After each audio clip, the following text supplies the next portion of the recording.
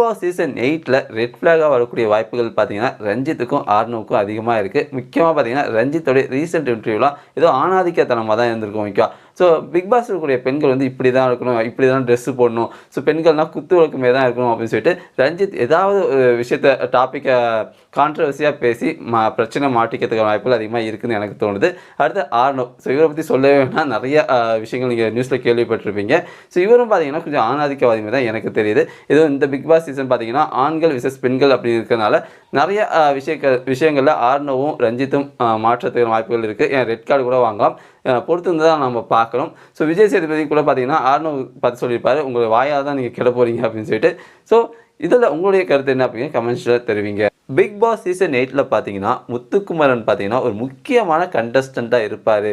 அவர் வந்து பார்த்தீங்க அப்படின்னா, டாப் 5 வரைக்குமே வருவாரு அப்படின்னு சொல்லிட்டு நான் எதிர்பார்க்குறேன். ஏன்னா ஃபர்ஸ்ட் டைம் அவர பார்க்கும்போதும், அவருடைய அம்மா, அப்பாவ